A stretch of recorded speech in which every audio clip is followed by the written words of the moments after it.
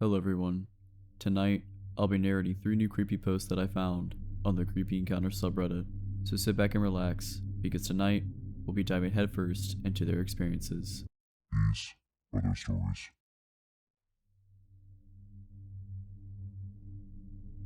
About 5 years ago, I was living at home with my parents and my twin brother was there too.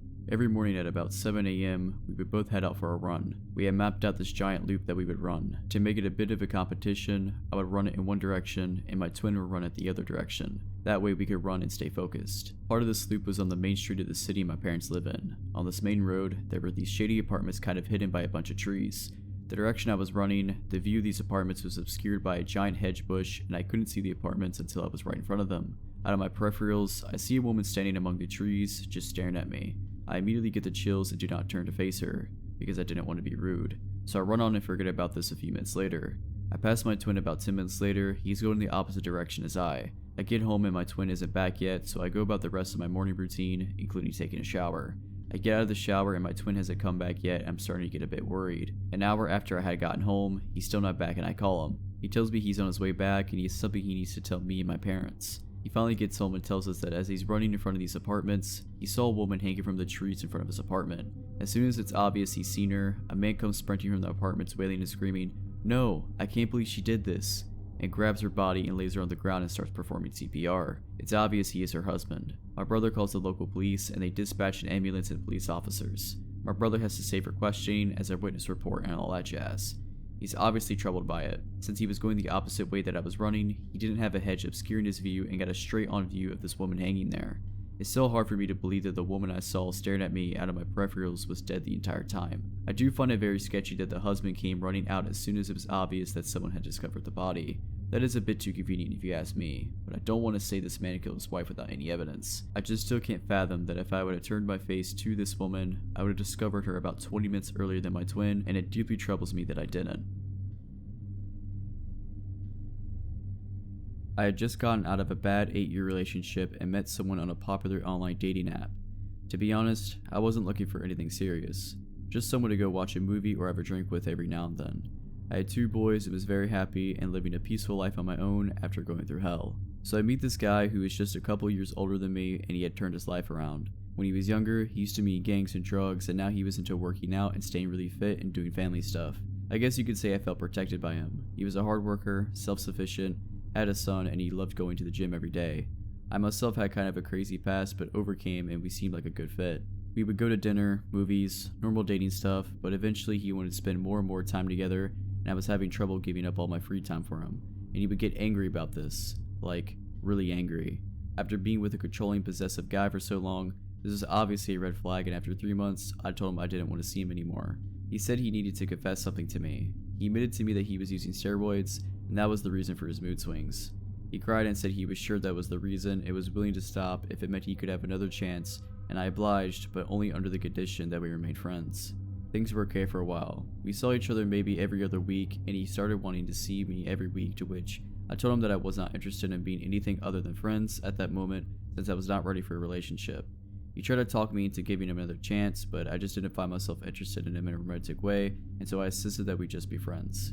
I stopped talking to him because I got mad at his insistence that we still talk every day, since he said that's what friends do. He would always ask about my whereabouts and ask for pictures of who I was hanging out with, and I told him this is not what friends do, and he just insisted that he just innocently wanted to see what I was up to.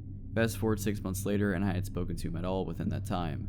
I was happy and living my life, and on one particular night when my youngest son was at his dad's, I went out to a local bar with friends. My oldest son, who was 13 at the time, was home alone, so I left a little early to make it home around 10 p.m. I laid down in bed and go to sleep. So a little info on my living situation.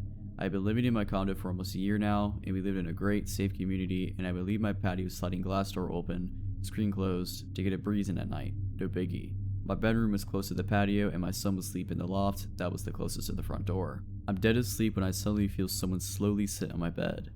I'm laying in bed wondering why my son would come sit on my bed so slowly. He wouldn't. I turn around, it's not him.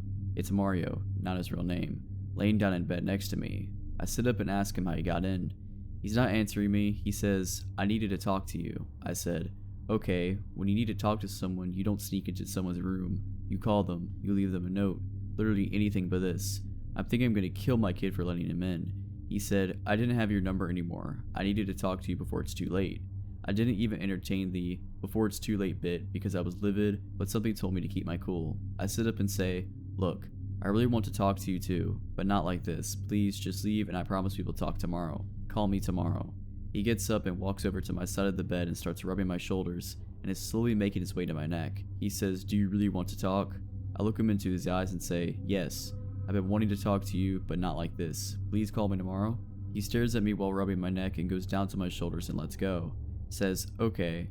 This proceeds to exit through my patio door and jumps my patio wall, which tells me that is exactly how he got in. I freaked the f out, check on my kid, he had no idea what was going on. I locked all my doors and I didn't sleep the rest of the night.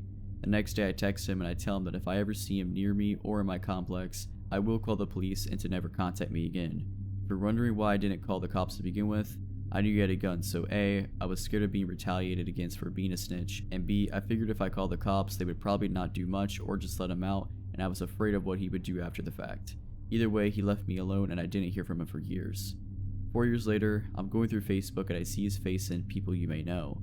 I click on the picture and notice that it looks like a jail picture. You know, those pictures where the guy is clearly in a jail cell. I scroll down the page and his most recent post is him posting his address for his family members to write to. A prison address. So I Google his name, sure enough, articles after articles all with the same headline. Man arrested on suspicion of killing girlfriend.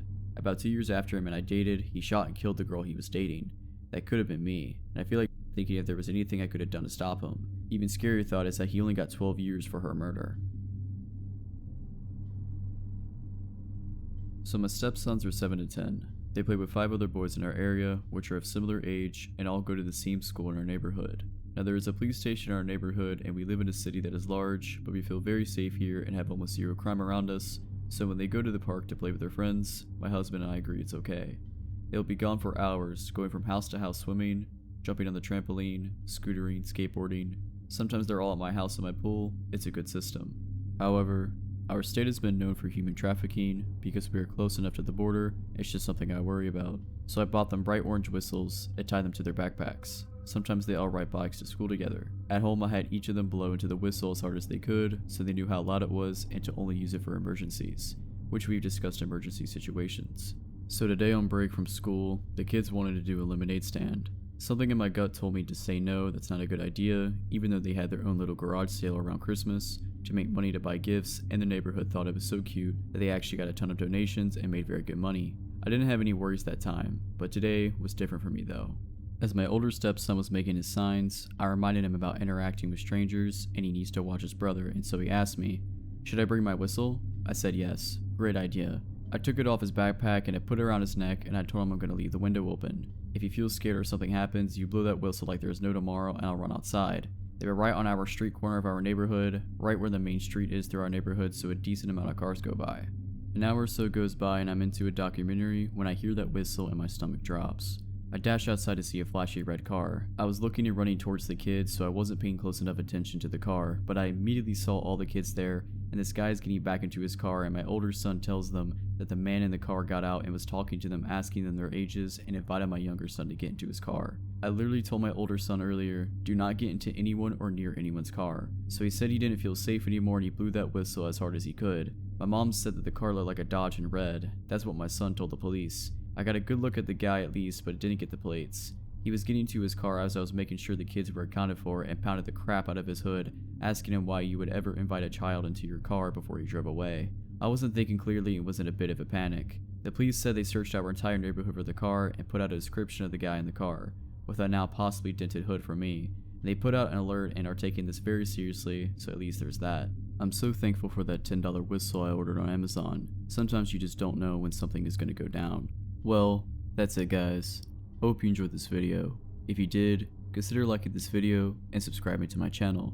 What did you guys think of these posts? Did you think they're real or fake? Personally, I found the last one to be fake, but let me know what you think down in the comments below.